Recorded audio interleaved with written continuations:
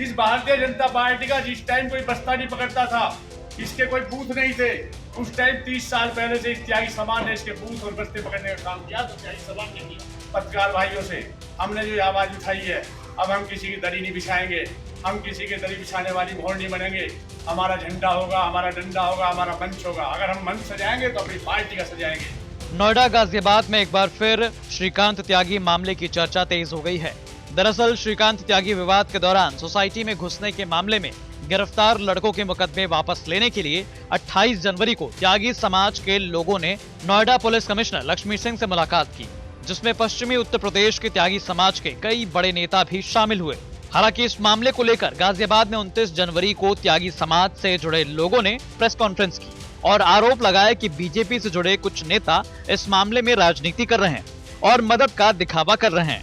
जबकि श्रीकांत त्यागी के खिलाफ कार्रवाई की गई थी तो उस समय कोई सामने नहीं आया था। कोई भाई है, एक तो हमारे जिलाध्यक्ष हैं बसंत त्यागी जी, जो उनकी घरवाली जो जिला पंचायत, उनकी जो पत्नी है वो जिला पंचायत अध्यक्ष है, और उन्हें लेके वो वहाँ पे त्यागी समाज के लोग जो है कमिश्नर साहब के पास गए।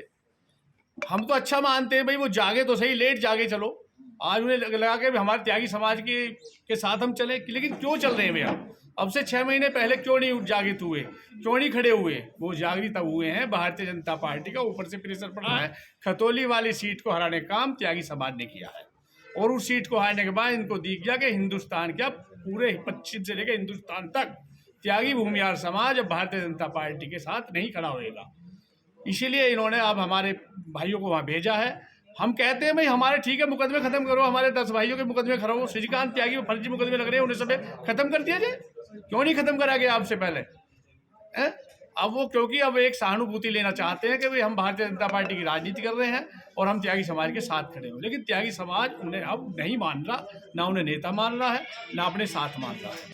क्योंकि कल जो पत्र उन लोगों ने पुलिस आयुक्त गौतम बुद्ध नगर को दिया, उसमें उन्होंने उस षड्यंत्रकारी नेता का नाम तक नहीं लिया गया जिसकी वजह से सारा कार्यक्रम हुआ, जो षड्यंत्र रचा गया, जिस व्यक्ति की वजह से पूरे देश और विदेश में त्यागी समाज की जो बदनामी हुई, उस व्यक्ति का नाम लेने तक की उनको हिम्मत नहीं हुई।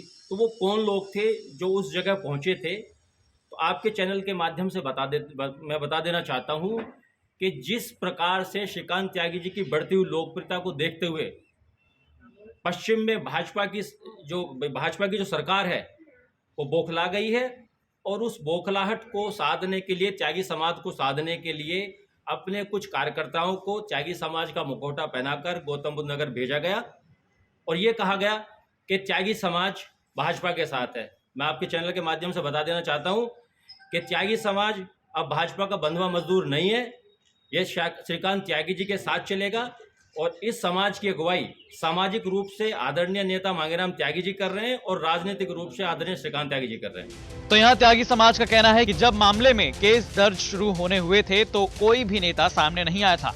अब बीजेपी की हाल ही के चुनाव में एक सीट पर हुई हार के बाद बीजेपी से जुड़े नेताओं का हृदय परिवर्तन हो रहा है, लेकिन समाज के लोग बीजेपी के साथ नहीं है। आपको बता दें कि अगस्त 2022 में नोएडा के ओमेक्स सोसाइटी में एक महिला से बदसलूकी का वीडियो सोशल मीडिया पर तेजी से वायरल हुआ था, जिसके बाद मामले ने इतना तूल पकड़ा कि श्रीकांत त्यागी के खिलाफ गैंगस्टर एक्ट के तहत केस भी दर्ज कर दिया गया।